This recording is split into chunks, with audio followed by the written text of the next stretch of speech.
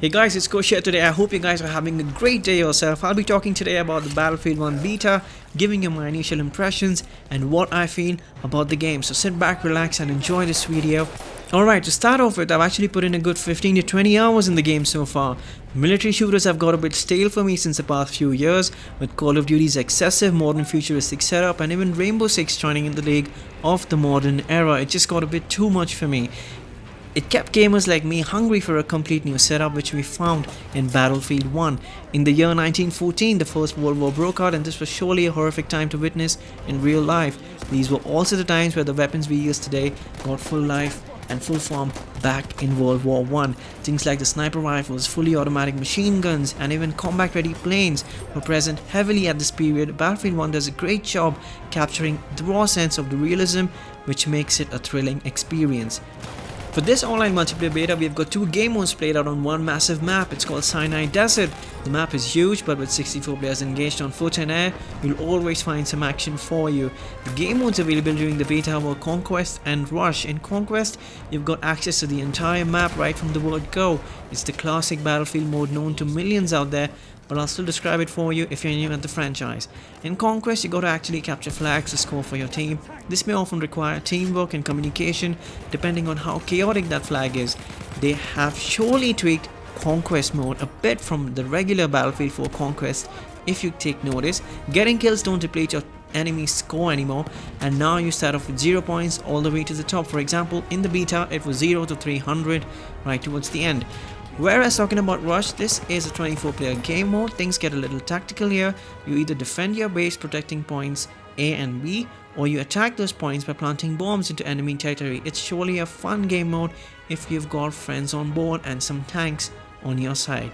What I also like about the game is the gameplay is much more slower to the shooters we have today. Soldiers here run at normal human pace, which also feels realistic.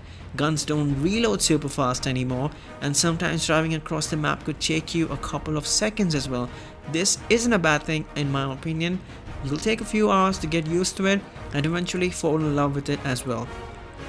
If you haven't played a Battlefield title before, this is a much more technical style of game. Instead of just building a loadout of your favorite gun and charging into combat, here you've actually got to choose wisely between 4 classes based on your style of play or given situation. Talking about classes, we've got Assault, Medic, Support, and the most popular so far is the Scout. The Assault class carries anti-tank gear, along with the easy-to-handle automatic submachine guns perfect for close range. Yes, the Assault class also features a shotgun, which in my view is a total beast, especially if you're fighting in the desert towns around flags like B, C, and D. The Assault class is perfect class to take down tanks and armored vehicles as well. Alright, so jumping on to the Medic class, it comes equipped with a mid-range rifle which has the perfect amount of damage to take down a good amount of people from medium range. I personally got 3 shot kills using this class, and it's the iconic class that lets you revive dead soldiers back to action. And also drop that medikit for yourself in times of need.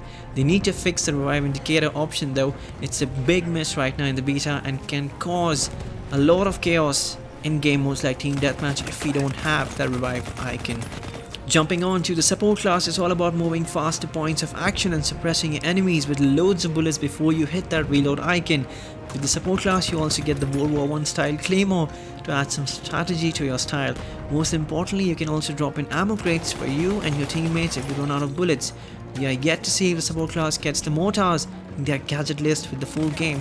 Few gamers have actually complained the lack of anti-vehicle gadgets on Support class, which currently is only available if you're running Assault.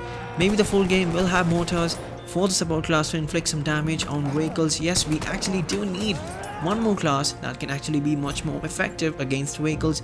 Having just Assault class doing that just doesn't give the right balance according to me. Jumping on to the popular Scout class, the Scout class himself uses an extremely powerful sniper rifle perfect for long range engagements and spotting enemies for your team as well with the all new spotting scope. The gadgets included in this class are K bullets, which cause good amount of damage on light vehicles. Sniping down enemies feels more rewarding than ever. In other words, it's very meaty and satisfying. With a little practice and map knowledge, you could easily dominate several games in a row and earn yourself a good kill streak too. The Scout class by far is the most popular in the Battlefield beta at the moment. Based on my personal experience, sniping feels a lot more easier compared to BF4. Another new feature I'm going to talk about is the elite classes. They are basically classes or battle pickups from Star Wars that we actually saw, but now we're actually calling them elite classes. These classes are basically very powerful classes. Alright, too many classes. Why am I saying classes so many times? Alright, they have extra advantages of extra health and even armor. Elite Sentry class is a heavy armored guy, basically a walking turret, boom boom boom boom boom, who could easily get you multi-kills in close quarter situations. This class is located in Flag F during the beta. Then we have the Flame Trooper, who can cook things up for you really quickly. If you like that barbecue stuff there, he can actually barbecue humans at close quarter situations. This is located in Flag B though, and it's much more effective than the sentry in close range in my personal experience. Be careful though, you could actually cook yourself too if you actually just keep firing houses and while you're in them. You can actually get this Flame Trooper at Flag B like I said earlier. Whereas the Tank Hunter is like a sniper class equipped to take down heavy vehicles efficiently from a distance. Elite classes are very powerful. They can deal a lot of damage like I said earlier and can be found on crates spread across the map in flags like B, F and E. Talking about unlocking new stuff in the game, how do you get new stuff? What is the technique here? You actually get war bonds. War bonds are basically like in-game money. You can use them to unlock things for your weapons, gadgets, sidearms, etc, etc. For example, the first thing you can get for the Scout class is a ridiculously high damaging sniper rifle with an inbuilt scope that can see miles ahead. Another strong point about Battlefield 1 that keeps the game more balanced is the use of vehicles. I almost forgot about them. With the tanks, planes and cars and horses, good use of any of these can turn the game around for you in your favor. A horse is fast and good for flanking, whereas these tanks can be the mean machines on the ground with a squad filled into it using the turrets and bombs, which eventually feels brutally awesome. As you may have noticed, environments are extremely destructible and ever changing with the all new weather systems. I've died by debris a million times by now. Alright, sometimes it's bright and sunny, sometimes we've got some fog, and even we have this popular desert storm that hits Sinai Desert, which looks beautiful. You can use all these vehicles to take down enemy cover. You can also cruise through the most populated areas feeling strong and secure while being in these tanks. Make sure you're with a squad, otherwise you'll be cooked with the light anti-tank grenades and 80 rocket guns and even some dynamite. Horses are a new addition to the series though, and they are the far best horses. They are the best horses that I've actually ever played in any video game. They handle well, they just feel right. A horse comes really handy to move from point A to point B and like flanking situations, and even if you like swords, go for it.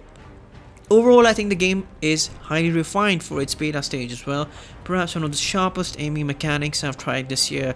Yes, we had our own problems with the beta, but I don't want to be talking about them. Pairing that together with the incredible graphics, evolving landscape, crazy train shootouts, huge storms, I have to say things are shaping up brilliantly for Battlefield 1. I'm not a fanboy here, I'm just telling you what I felt. The beta sure has its problems in terms of weapon ranking systems, which is broken at the beta. Pause menus are extremely laggy. The lack of soldier customization from the main menu is also annoying too, which means you've got to customize everything once the game kicks off.